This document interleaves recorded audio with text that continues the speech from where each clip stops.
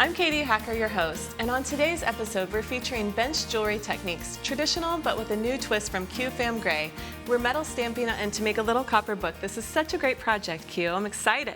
Thanks, I'm excited too. All right, and we're going to do some riveting also. We're going to do some riveting. Great. So we'll start off with a piece of copper, like so, and you want to measure it out to the size that you want. This is the book that we're making today.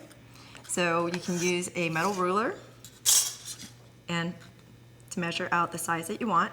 With a Sharpie, you can mark that, or you can take out a divider.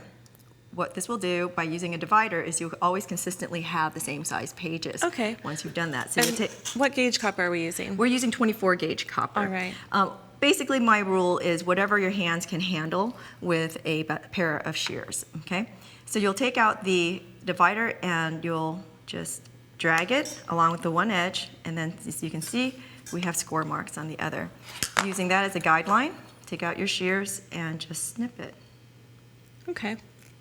So, very easy. It's like cutting paper. Definitely. So you want to use the shears like you would cut paper, okay? And again, because we've used the divider, you can continue to score and cut, and you'll always have a consistently same size.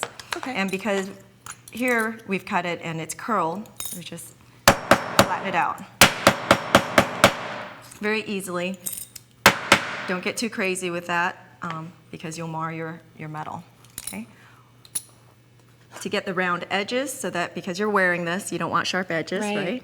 So you want to go ahead and snip the corner just a little bit, and then you take out your file. The reason why we snip corners instead of sitting here filing the corners is because it's easier to get that radius once evenly by cutting it. With the shears? With the shears, okay?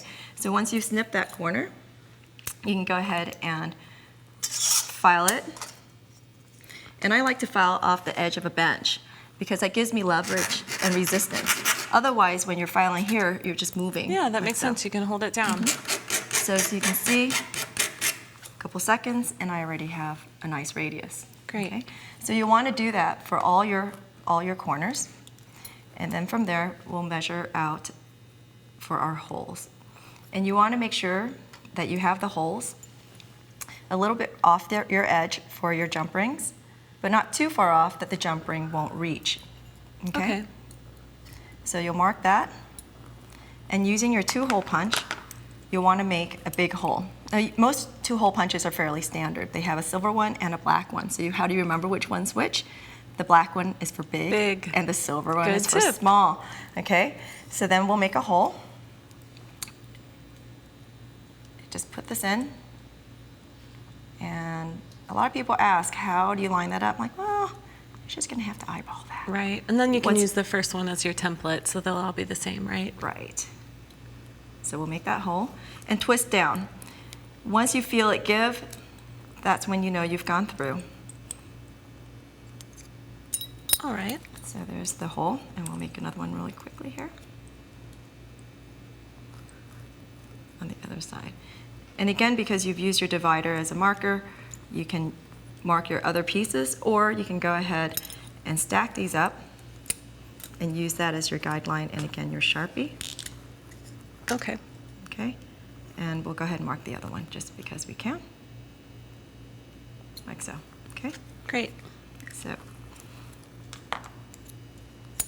as you can see, I've made a large hole, and what we're going to do is we want to make these really nice decorative rivets to give it a really good finished look. Yeah, it really does. So we'll use tubes, and I like to use silver on copper because it gives it a little bit of a just decoration. Makes it stand out for sure.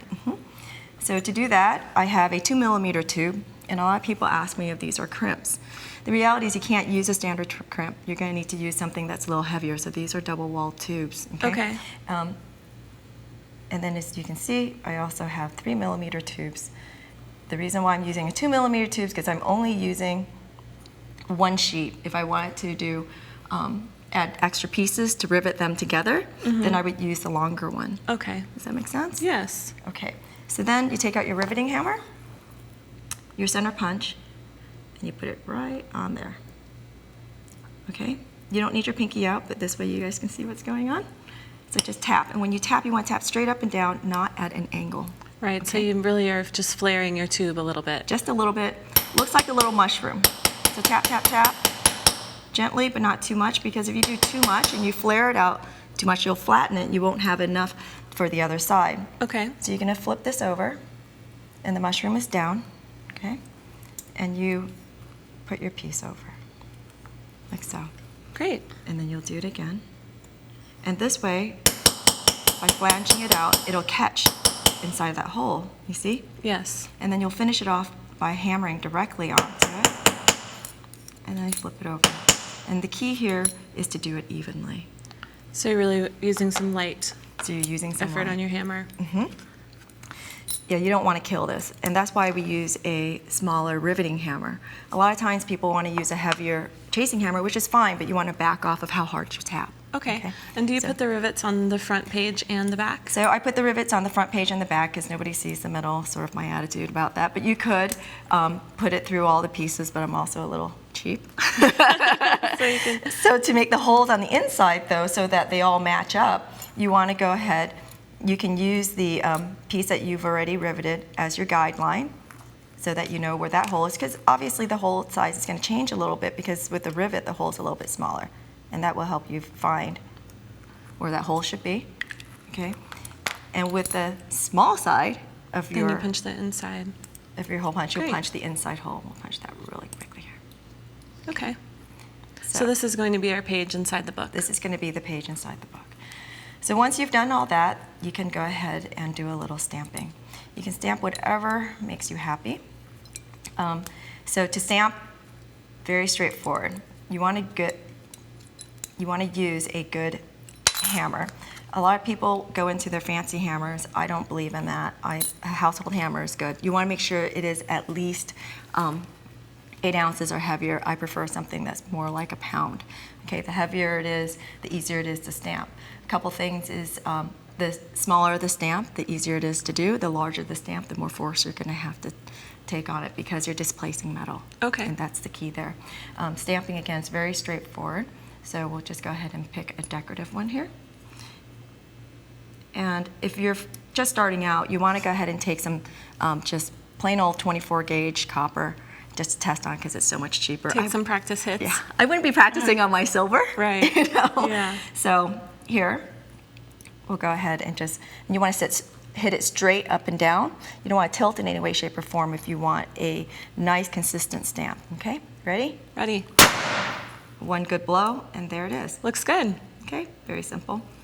If you want to do letters, what you can do is draw yourself a line. That's always the question when I do this, is how do I get my stamps to line up? So, well, make yourself a line. So that's a And good then way you'll of just doing polish it away later. that. Yep. The Sharpie. Sharpies are our friend. Okay, how about one that works? There we go. Okay, so you can make a line like so. And using that line as a guide, you'll stamp. Yeah, and you know what? It's fun to, especially if you're using some pictures of your family inside the book. You could write somebody's name, or you could write the word family like you did, or you can spell an inspiring word. Exactly. So here, to line it up, you can line it up however you want. You just need to be consistent about what you're doing. So if you want to use the back of your stamp as your guideline or the bottom of your letter as a guideline, you can do that. A lot of stamps now are marked so we know where to put our thumbs. Okay, so it's always straight up. But my rule of thumb is always look at your stamp before you stamp it. Because inevitably when you get all confident, Right. it'll be upside down. Okay. I don't know anything about that, ever. We learn by doing. We learn by doing. And so there's your Great. your letter stamp. Okay, so when we're ready to do our page, then where do we go from here? We've got our front cover, we have our back cover. So we have our front cover, we have our back cover. Oops. Then you can add on a picture if you want, like we have here. That's a lot of fun. All you have to do is create a little picture to the size that you need it to be. And you want to print it on laser printing. Okay. You can't do this on inkjet or else it will bleed. If Smear. you don't have a laser, you can actually send it to like a Photoshop or your local CVS will probably be able to print it for you, kind of thing, right? And just cut it to size.